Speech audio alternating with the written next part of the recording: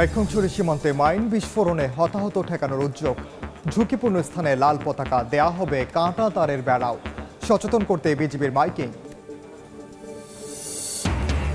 ইলিশ শিকারে 22 দিনের নিষেধাজ্ঞা শুরু। পরিবহন, বিক্রি, সংরক্ষণ ও দণ্ডনীয় অপরাধ। নির্দেশনা কার্যকরে তৎপর প্রশাসন। প্রজনন নির্বিঘ্ন করে উৎপাদন বাড়ানোই লক্ষ্য। অর্থছাড়ের পরও চলতি বছর হচ্ছে না বে টার্মিনাল নির্মাণ। জুনের মধ্যে অবকাঠামো স্থাপন শুরুর আশা চট্টগ্রাম বন্দর কর্তৃপক্ষের। 8 মাস চলবে প্রকল্পের ফাইল ওয়ার্ক। এবং টানা ছুটিতে ভিড় বেড়েছে পর্যটন শহর কক্সবাজারে। সমুদ্র বিলাসে মাতোয়ারা ভ্রমণ পিপাসুরা। সরগরম রাঙামাটির সব বিনোদন কেন্দ্র, জমজমাট ব্যবসা প্রতিষ্ঠান।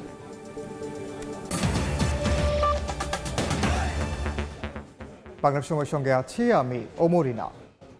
সীমান্তে স্থল মাইন বিস্ফোরণে হতাহত ঠেকাতে নানামুখী তৎপরতা শুরু করেছে বিজিবি। ঝুঁকিপূর্ণ এলাকা চিহ্নিত করার পাশাপাশি চলছে নিয়মিত মাইকিং ও জনসচেতনতামূলক সভা। মাইন বিস্ফোরণে পা হারানোদের অভিজ্ঞতা তুলে ধরেই জানানো হচ্ছে এর ভয়াবহতা।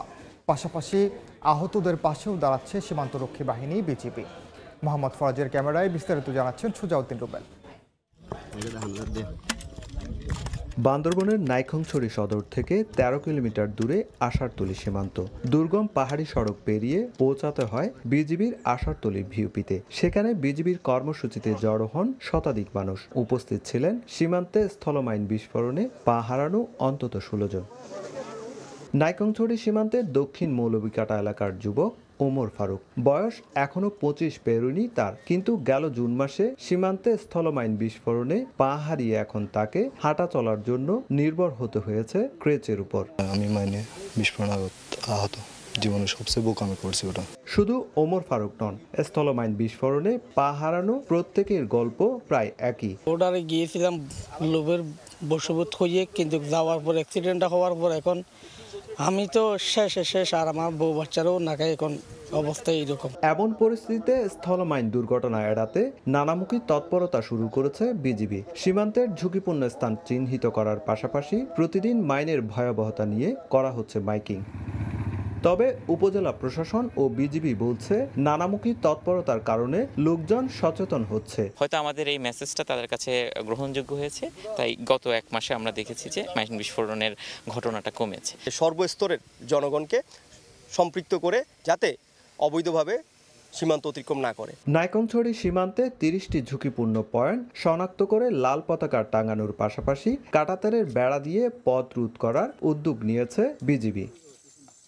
সুজাউদ্দিন রুবেল, সময় সংবাদ, বান্দরবন। খাগড়াছড়িতে অবরোধ কর্মসূচি পুরোপুরি প্রত্যাহার করেছে যুগ্ম ছাত্র জনতা।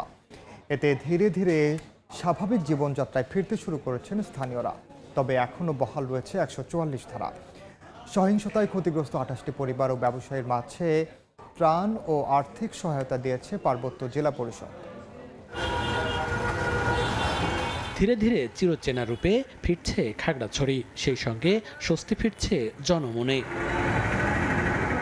শনিবার সকালে যুগ্ম ছাত্র জনতার মিডিয়া সেল থেকে পাঠানো প্রেস বিজ্ঞপ্তিতে অবরোধ কর্মসূচি পুরোপুরি প্রত্যাহারের কথা জানানো হয়। বলা হয়, প্রশাসনের সঙ্গে দ্বিতীয় দফায় বৈঠকে আহত ও ক্ষতিগ্রস্তদের মানবিক সহায়তা দেয়া এবং প্রশাসনের আশ্বাসকে আংশিক বিবেচনায় রেখে এই সিদ্ধান্ত নেওয়া হয়েছে। আবার আইন শৃঙ্খলা পরিস্থিতি অবনতি না হয় সেজন্য আমাদের পুলিশের যে নিরাপত্তা ব্যবস্থা ছিল সেটা এখন পর্যন্ত অব্যাহত রয়েছে। তবে অবরোধ প্রত্যাহার হলে এখনও বহাল আছে 144 ধারা। এর মধ্যেও দোকানপাট খুলতে শুরু করেছে। আনাগোনা বাড়ছে পর্যটকদের। স্বাভাবিক জীবনে ফিরতে পেরে স্বস্তি প্রকাশ করেন স্থানীয়রা। এখন মোটামুটি পরিস্থিতি ভালো হয়েছে, এটার জন্য অনেক ভালো লাগতেছে। অবরোধটা তুলে নেওয়া হয়েছে, আমরা মোটামুটি আশা করতেছি পর্যটকরা আস্তে শুরু করবে। ব্যবসা বাণিজ্যের জন্য আর কোনো বাধাবিঘ্ন হবে না। আমরা সুন্দরভাবে জীবনযাপন করে সবাই একসাথে মিলেমিশে করে কাজ করতে চাই। সহিংসতায় ক্ষতিগ্রস্ত 28টি পরিবার ও ব্যবসায়ীর মাঝে ত্রাণ ও আর্থিক সহায়তা দিয়েছে পার্বত্য জেলা পরিষদ। ক্ষতিগ্রস্তদের প্রত্যেককে 10,000 টাকা করে ও 1 বস্তা চাল দেওয়া হয়। এর আগে গত 23 সেপ্টেম্বর রাতে মারমা কিশোরীকে ধর্ষণের অভিযোগ এনে যুগ্ম ছাত্র জনতার ব্যানারে সড়ক অবরোধ কর্মসূচিতে উত্তাল হয়ে ওঠে খাগড়াছড়ি। সহিংসতায় গুইমারায় নিহত হন 3 পাহাড়ি, আহত হন 16 সেনা সদস্য, 6 পুলিশ সদস্য সহ অর্ধশতাধিক পাহাড়ি বাঙালি। এছাড়া ভাঙচুর, অগ্নিসংযোগ ও লুটপাট হয় অর্ধশত বাড়িঘরে। সময় সংবাদ, খাগড়াছড়ি। ইলিশ শিকারে 22 দিনের নিষেধাজ্ঞা সফল করতে ভোলা, পটুয়াখালী ও চাঁদপুর সহ অন্যান্য অভয় আশ্রমে চলছে প্রশাসনের তৎপরতা। তবে এখন পর্যন্ত নিষেধাজ্ঞা অমান্য করে কোনো জেলেকে মাছ ধরতে দেখা যায়নি। সারি সারি নৌকা, নেই কোনো জেলে কিংবা মাছ ধরার তোড়জোড়। মধ্যরাত থেকেই ভোলার মেঘনা ও তেঁতুলিয়া নদী জেলে শূন্য। নদীর পাড়ের মাছঘাটগুলো ফাঁকা। বিরাজ করছে নিরাপত্তা। নিষেধাজ্ঞা সফল করতে নদীতে না গেলেও জেলেদের দাবি অবরোধের সময় উপযোগী হয়নি। এবার যে অভিযানটা দিচ্ছে সেটা আসলে মৎস্য অফিস বা সরকার কিভাবে দিলে আমরা এখনো বুঝতে পারতেছি না। মাছের পেটেতে এরকম এখনো ডিম আসে নাই। এখন জেলেরাও অভাবগ্রস্ত। 22 দিন পর নদীতে নামুম, বড় ইলিশ মাছ ধরুম, আমি এটাই প্রত্যাশা। জেলেরা যেটা পাওয়ার উপযুক্ত আমাদেরকে সরকার যেন এটা তাড়াতাড়ি দিয়ে দেয়। অন্যদিকে চাঁদপুরের পদ্মা ও মেঘনা নদীতেও কোনো জাল নৌকা দেখা যায়নি। নিষেধাজ্ঞা সফলে উত্তরের ষাটনল থেকে দক্ষিণে চর ভৈরবী পর্যন্ত 5টি টহল দল আলাদাভাবে নির্বাহী ম্যাজিস্ট্রেটের নেতৃত্বে অভিযান চালিয়ে যাচ্ছে। সরকারের পক্ষ থেকে যে খাদ্য সামগ্রী তাদেরকে দেওয়ার কথা ইতোমধ্যেই আমরা তাদেরকে তা পৌঁছে দিয়েছি। এছাড়া পটুয়াখালীর পায়রা নদীতে কোস্টগার্ড, প্রশাসন ও নৌপুলিশের যৌথ অভিযান চলছে। অসাধু জেলের বিরুদ্ধে কঠোর অবস্থানে তারা। সকলকে অনুরোধ জানাবো, আপনারা সবাই মৎস্য সংরক্ষণ আইন এবং মাইলিশ সংরক্ষণ কার্যক্রম সফল করার জন্য আইনটা মেনে চলবেন। অবৈধ জাল পাতার সাথে কাউকে সংশ্লিষ্ট কাউকে পাওয়া যায়নি, তো আমাদের অভিযান অব্যাহত রয়েছে। বরিশালে কীর্তনখোলা নদীতে নৌ র্যালি বের করা হয়। বিভিন্ন পয়েন্ট ঘুরে নৌ র্যালিটি আবার ডিসি ঘাটে গিয়ে শেষ হয়। আগামী 25 অক্টোবর পর্যন্ত অভয়াশ্রমগুলোতে মাছ ধরা বন্ধ থাকবে। ফাহারিয়া ফারজানা, সময় সংবাদ। ডিটেইল ডিজাইন প্রস্তুত না হওয়া সহ নানামুখী জটিলতায় চলতি বছর বহুল কাঙ্ক্ষিত বে টার্মিনালের কাজ শুরু হচ্ছে না। তবে বিশ্বব্যাংকের 650 মিলিয়ন মার্কিন ডলারের ঋণ ছাড় হওয়ায় আগামী বছরের জুন মাসের মধ্যে অবকাঠামোগত স্থাপনা নির্মাণ শুরু হবে বলে আশাবাদী চট্টগ্রাম বন্দর কর্তৃপক্ষ। এক্ষেত্রে আগামী 8 মাস ধরে চলবে এই প্রকল্পের ফাইল ওয়ার্ক। এরপরেই শুরু হবে মূল গ্রাউন্ড ওয়ার্ক। শাখাউদ্দিপুর ক্যামেরায় কমলদের রিপোর্ট। গত 1 দশকের বেশি সময় ধরে অনেক কিছুই বদলে গেছে বঙ্গোপসাগর তীরবর্তী নগরী পতেঙ্গা উপকূলের এই অংশে। চট্টগ্রাম বন্দরের সহযোগী হিসাবে যেমন এখানে একটি অত্যাধুনিক বন্দরের চিন্তা ছিল, তেমনি নাগরিক প্রয়োজনে তৈরি করা হয়েছে পাকা সড়ক সহ স্থাপনা। তবে নানা জটিলতায় বারবার পিছিয়েছে বে টার্মিনালের নির্মাণ কাজ। প্রথম পর্যায়ে 2026 সালে অপারেশনে যাওয়ার কথা থাকলেও তা সম্ভব হয়নি। একটা স্থাপনা যখন আপনি করবেন তখন অন্যান্য ফিচারগুলো যদি 5-7 বছরে বিলম্বিত হলে চেঞ্জ হয়ে যাবে, তখন আপনাকে ওটাকে অ্যাড্রেস করতে হবে। 13,525 কোটি টাকার এই প্রকল্পে বিশ্বব্যাংকের সহায়তা হিসেবে থাকছে 9,333 কোটি টাকা, আর বাকি টাকার যোগান দেবে চট্টগ্রাম বন্দর নিজেই। এখন যেহেতু বিশ্বব্যাংক অর্থায়ন শুরু হয়ে গেছে ফাইল ওয়ার্ক, আর তাই আশা করা হচ্ছে আগামী বছরে শুরু হবে গ্রাউন্ড ওয়ার্ক। চলতি বছর দৃশ্যমান কোনো অবকাঠামো তৈরি না হলো নেদারল্যান্ড ভিত্তিক প্রতিষ্ঠান MTBS ফাইল ওয়ার্ক শুরু করেছে। তেমনি ডিটেল ডিজাইনের কাজ শুরু করেছে জার্মান ভিত্তিক প্রতিষ্ঠান শেলহর্ন এটার ডিটেল ডিজাইনটা করছে। সেই ডিটেল ডিজাইনটা আমাদের হাতে আসলেই দেন আমরা পরবর্তী কার্যক্রমটা শুরু করব। শুধুই বিশ্বব্যাংকের ঋণের 650 মিলিয়ন মার্কিন ডলার নয়, তার সঙ্গে বিনিয়োগ হিসেবে যুক্ত হবে সিঙ্গাপুরের সিঙ্গাপুর পোর্ট অথরিটি এবং দুবাই ভিত্তিক প্রতিষ্ঠান DP ওয়ার্ল্ডের এক করে 2 বিলিয়ন মার্কিন ডলার। দুইটা টার্মিনাল হবে, একটা হলো PSA সিঙ্গাপুরের সাথে, আর একটা হবে হলো আপনার DP ওয়ার্ল্ডের সাথে। সবশেষ পরিকল্পনা অনুযায়ী আগামী 2026 সালের জুন মাসে জেটি, টার্মিনাল, ইয়ার্ড সহ অন্যান্য স্থাপনা তৈরির কাজ শুরু হলে 2030 সালে অপারেশনে যাবে আধুনিক এই বন্দর। কমল দে, সময় সংবাদ, চট্টগ্রাম। বাংলা সময় আরও থাকছে। কৃত্রিম অক্সিজেন ছাড়াই 8,000 পর্বত শৃঙ্গ জয়ের অভিজ্ঞতা শোনালেন বাবর আলী। বাংলাদেশি হিসেবে গড়লেন ইতিহাস। প্রথম অভিযানেই সাফল্যে উচ্ছ্বসিত তানভীর। দুর্গাপূজার ছুটি সহ 4 দিনের টানা ছুটিতে জমজমাট ছিল পর্যটন নগরী কক্সবাজার এবং পাহাড়, টিলা আর অরণ্যে ঘেরা মৌলভীবাজার। পর্যটন কেন্দ্রগুলোয় ঢল নামে লাখো ভ্রমণ পিপাসুর। তবে সাম্প্রতিক সহিংসতায় প্রায়ই পর্যটক শূন্য ছিল খাগড়াছড়ি। দুর্গাপূজার ছুটি সহ 4 দিনের টানা সরকারি ছুটিতে ভ্রমণ পিপাসুদের ঢল নামে পর্যটন নগরী কক্সবাজারে। সমুদ্রে জলকেলি, সৈকতে ঘোড়ায় চড়া কিংবা জেট স্কিতে দূর সমুদ্রে ঘুরে সময় কাটান তারা। সুন্দর মুহূর্তগুলো ক্যামেরাবন্দি করেন অনেকে। বাচ্চার সাথে খেলতেছি, সেও খুশি হচ্ছে, আমার অনেক ভালো লাগছে। আমরা চাই পর্যটকদের জন্য নিরাপত্তা জোরদার করা হোক। পর্যটকরা নির্বিঘ্নে তারা কক্সবাজার আসবে এবং তারা কক্সবাজারকে উপভোগ করে আবার তাদের নিরে ফিরে যাবে। দুর্গাপূজার ছুটিতে ভ্রমণ পিপাসুদের পদচারণায় মুখর ছিল পাহাড়, টিলা আর অরণ্যে ঘেরা মৌলভীবাজারের পর্যটন কেন্দ্রগুলো। লাওয়াছড়া জাতীয় উদ্যান, মাধবকুণ্ড জলপ্রপাত সহ বিভিন্ন চা বাগান ও রাবার বাগানগুলো ঘুরে দেখেন ভ্রমণ পিপাসুরা। চারদিকে এতটা সবুজে ভরা, আসলে মন প্রাণ জুড়িয়ে যায়। খুবই ভালো লাগছে এখানের প্রাকৃতিক পরিবেশ দেখতে। মেঘের যে দৃশ্যটা ছিল, ওই যে অপূর্ব ভিউ, আমার মনে হয় আমার লাইফে দেখা বেস্ট সিন ওটা। অনেক পর্যটক আসছেন, আমাদের টিম কাজ করতেছে এবং আমরা বিভিন্ন ধরনের আইনগত এবং নিরাপত্তা দিয়ে আসছি। তবে ভিন্ন চিত্র খাগড়াছড়িতে। সাম্প্রতিক সহিংসতায় এ জেলা ছিল প্রায় পর্যটক শূন্য। সাজেকের প্রায় 300 হোটেল, মোটেল ও রিসোর্টে ছিল না অগ্রিম বুকিং। অলস সময় পার করেছেন পর্যটন সংশ্লিষ্ট 5 সহস্রাধিক মানুষ।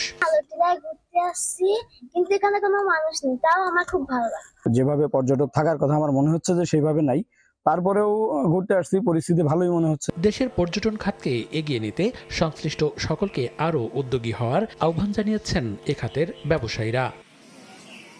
মনিরুজ্জামান প্রান্ত, সময় সংবাদ। দীর্ঘ 17 বছর দেশের মানুষ ভোট কেন্দ্রে গিয়ে ভোট দিতে পারেননি। এবার দেশের মানুষ যাতে নির্বিঘ্নে ভোট কেন্দ্রে গিয়ে ভোট দিতে পারেন, বিএনপি সেই পরিবেশ সৃষ্টি করবে জানিয়েছেন বিএনপির কেন্দ্রীয় সাংগঠনিক সম্পাদক অধ্যক্ষ মোহাম্মদ সেলিম ভুঁইয়া। সকালে চাঁদপুর মতলব উত্তরের হানিরপাড় সরকারি প্রাথমিক বিদ্যালয় মাঠে বিএনপির 47তম প্রতিষ্ঠা বার্ষিকী উপলক্ষে ফ্রি মেডিকেল ক্যাম্প উদ্বোধন শেষে এ কথা বলেন তিনি। এ সময় তিনি আরও বলেন, বিএনপি জনগণের ভোটে সংখ্যাগরিষ্ঠ আসন পেয়ে সরকার গঠন করবে। কোনো চাঁদাবাজ কিংবা মাদক ব্যবসায়ীর ঠাঁই হবে না। কেউ যদি বিএনপির নাম ভাঙিয়ে চাঁদাবাজি করে তাহলে তার সঙ্গে দলের কোনো সম্পর্ক থাকবে না বলেও জানান অধ্যক্ষ মোহাম্মদ সেলিম ভুঁইয়া। দীর্ঘ 17 বছর আপনারা ভোট দিতে পারেননি, সেই ভোটের ব্যবস্থা করছেন আমাদের নেতা তারেক রহমান সাহেব। আপনারা যাতে এবার কেন্দ্রে গিয়ে ভোট দিতে পারেন সেই ব্যবস্থা উনি করছেন। এখানে কোনো সন্ত্রাস থাকবে না, কোনো চাঁদাবাজ থাকবে না, বালু মহল ইজারা দেওয়া,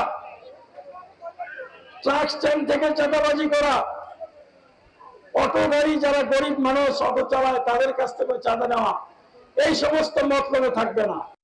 6 দফা দাবিতে দেশের বিভিন্ন স্থানে অনির্দিষ্টকালের জন্য কর্মবিরতি পালন করছেন স্বাস্থ্য সহকারীরা। সকালে সাতক্ষীরা সদর উপজেলার স্বাস্থ্য ও পরিবার পরিকল্পনা কার্যালয়ের সামনে কর্মবিরতিতে অংশ নেন তারা। এ সময় বক্তারা নির্বাহী আদেশে নিয়োগ বিধি সংশোধন, 14তম গ্রেড প্রদান, বেতন ভাতা 11তম গ্রেডে উন্নতকরণ সহ 6 দফা দাবি বাস্তবায়নে সরকারের প্রতি আহ্বান জানান। বাংলাদেশের পর্বতারোহী ডাক্তার বাবর আলী কৃত্রিম অক্সিজেন ছাড়াই 8000 শিখর আরোহণ করে প্রথম বাংলাদেশি হিসেবে ইতিহাস গড়েছেন। এদিকে প্রথমবারেই একই পর্বত আরোহণ করে সফল হয়েছেন আরেক বাংলাদেশি তানভীর আহমেদ। গত 26 অক্টোবর স্পর্শ করেছেন পৃথিবীর 8ম সর্বোচ্চ পর্বতশৃঙ্গ মাউন্ট মানসুলু চূড়া। দেশে ফিরে চট্টগ্রাম প্রেস ক্লাবে সংবাদ সম্মেলন করে নিজেদের অভিজ্ঞতা তুলে ধরেন দুই পর্বতারোহী। বিস্তারিত জানাচ্ছেন পার্থ প্রতিম বিশ্বাস। 8000 মিটারের বেশি উচ্চতার পর্বত আছে পৃথিবীতে 14টি। এই উচ্চতায় অক্সিজেন থাকে ভূপৃষ্ঠের তুলনায় 1/3। ফলে মানবদেহ সচল রাখতে পর্বতারোহীরা ব্যবহার করেন কৃত্রিম অক্সিজেন। আর বাংলাদেশের পর্বতারোহী ডাক্তার বাবর আলী ইতিহাস গড়লেন প্রথম বাংলাদেশি হিসেবে কৃত্রিম অক্সিজেন ছাড়াই 8000 শিখর আরোহণ করে। গত 26 অক্টোবর ভোরে স্পর্শ করেছেন পৃথিবীর 8ম সর্বোচ্চ পর্বতশৃঙ্গ মাউন্ট মানাসলু চূড়া। এটি বাবরের চতুর্থ 8000 শৃঙ্গের সফলতা। বাবর ছাড়াও একই দিনে মানাসলু পর্বতের শিখরে আরোহণ করেছেন বাংলাদেশের আরেক পর্বতারোহী তানভীর আহমেদ। এটি তানভীরের প্রথম 8000 শিখর অভিযান ও প্রথম অভিযানেই এসেছে এই সাফল্য। শনিবার সকালে চট্টগ্রাম প্রেস ক্লাবের অভিযান পরবর্তী সংবাদ সম্মেলনে নিজেদের অভিজ্ঞতার কথা তুলে ধরেন দুই পর্বত আরোহী। প্রত্যেকটা step it becomes more difficult, oxygen ছাড়া। আমি দেখছি যে যেমন আমার সাথে যে ক্লাইম্বিং গাইড ছিল ও অক্সিজেন ইউজ করছে। সামনের পরিকল্পনা হচ্ছে ধীরে ধীরে বাকি যে 8,000 মিটার বাকি রয়ে গেছে, তো আমি মনে হয় সামনের দিকে নাঙ্গা পর্বতের দিকে যেতে চাই।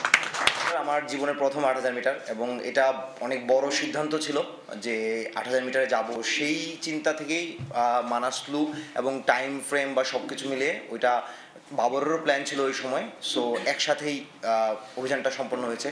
বাবর ইতোপূর্বে পৃথিবীর উচ্চতম পর্বত এভারেস্ট, চতুর্থ সর্বোচ্চ শৃঙ্গ লোৎসে এবং দশম সর্বোচ্চ পর্বত অন্নপূর্ণা 1 নামে 3টি 8,000 মিটারের অধিক উচ্চতার পর্বত আরোহণ করেন। পার্থপ্রতিম বিশ্বাস, সময় সংবাদ, চট্টগ্রাম।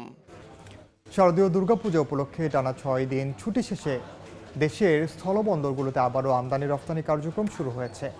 ফিরে এসেছে কর্মচাঞ্চল্য। ভারত ও বাংলাদেশের C&F এজেন্ট অ্যাসোসিয়েশন যৌথ আলোচনায় গত 28 সেপ্টেম্বর থেকে 2 অক্টোবর পর্যন্ত 5 দিন ও শুক্রবার সাপ্তাহিক ছুটিসহ 6 দিন বন্দরের সব ধরনের আমদানি রপ্তানি কার্যক্রম বন্ধ ছিল। ছুটি শেষে আজ থেকে আবারও বন্দরের আমদানি রপ্তানি কার্যক্রম চালু হয়েছে। এতে বন্দর সংশ্লিষ্ট সকল শ্রমিক, C&F কর্মচারী ও ব্যবসায়ীদের মাঝে কর্মচাঞ্চল্য ফিরে এসেছে। বাংলার সময়ের শীর্ষ সংবাদগুলো জানিয়ে দিচ্ছি আরেকবার। নাইক্ষ্যংছড়ি সীমান্তে মাইন বিস্ফোরণে হতাহত ঠেকানোর উদ্যোগ।